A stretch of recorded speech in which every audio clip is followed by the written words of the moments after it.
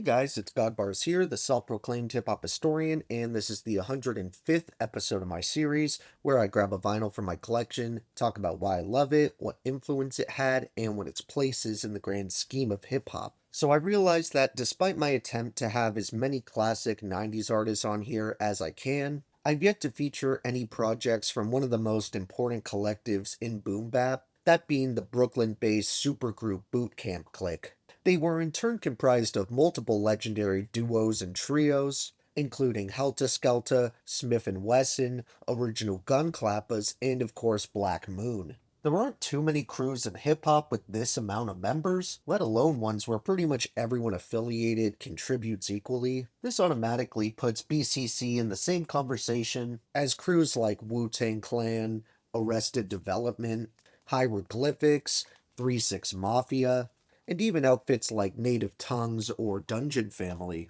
But while I'll cover Sean Price and the rest of the clique sooner or later, today we're talking about Enta the Stage, the groundbreaking debut by Buckshot, 5 Foot, and DJ Evil D. This album dropped in 1993, which is one of the only years that can match the insane quality and quantity of 1998. In my opinion, it might even best it. I've talked about it a bit before, but the amount of game-changing rap music released in 93 is so staggering. I'm just going to run through some of the acts that released classics that year, opposed to the usual album and artist name I'd give. Some of these MCs and or groups included Wu-Tang, A Tribe Called Quest, KRS-One, De La Soul, Onyx, Freestyle Fellowship, Lords of the Underground, Cypress Hill, The Alcoholics, Tupac, Snoop Dogg, Souls of Mischief, Del the Funky Homo Sapien, Guru, Brand Nubian, Ice Cube,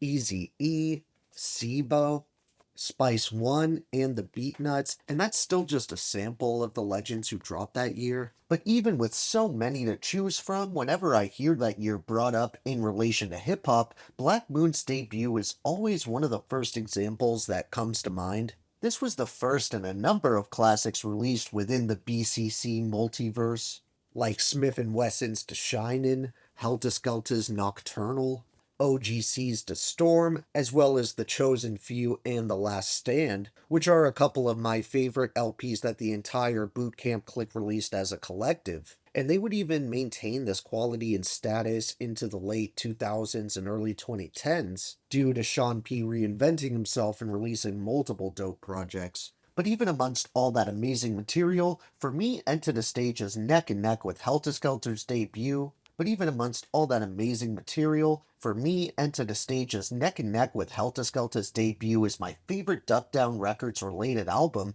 and you could make a strong argument that it's the most important and influential. This debut helped carry New York hip-hop into a new era, where the grimy and mostly bare-bones production was given a new dimension. Guys like Havoc, RZA, Lord Finesse, DJ Muggs, and DJ Evil D of Black Moon started getting more creative and experimenting with darker atmospheric production that at times even bordered on ethereal. I think that's especially the case for instrumentals like Who Got the Props, with its jazzy yet dusty keys that don't sound the least bit dated.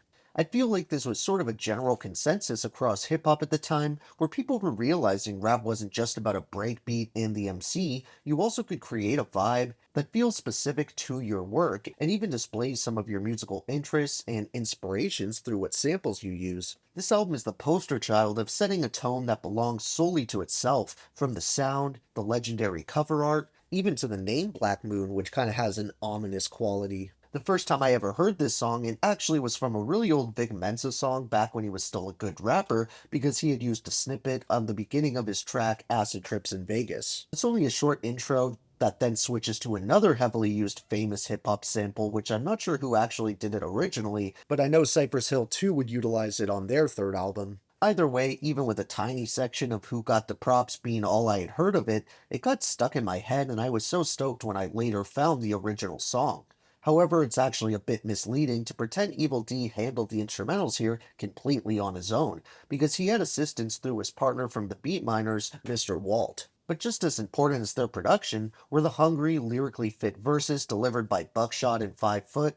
They both came off like they had something to prove, and their chemistry helped them build off each other and never run out of inspiration. Though Buckshot definitely has the majority of the verses, he's actually one of the most talented members from the entire camp, in my opinion. He always brings the energy, not to mention wordplay, personality, and killer schemes. However, not all of the verses on here belong to Black Moon members, as we get fitting guest appearances from the likes of Havoc, Smith and Wesson, and Drew Ha, who was actually the founder of Duck Down Records. For this one, I'm going to switch it up and name my three favorite tracks first, those being I Got You Open, Buck 'em Down, and of course Who Got the Props. And my honorable mentions for this one would have to include Act Like You Want It, Black Smith and Wesson, Son Get Wreck, Slave, the title track, You the Man, and How Many MCs. Thank you for watching my 105th video. Next time we're staying in New York to discuss the group that basically invented the term horrorcore. So look for that one, and if you enjoyed, be sure to like, subscribe, and let me know what your favorite songs off this staple of New York hip-hop are.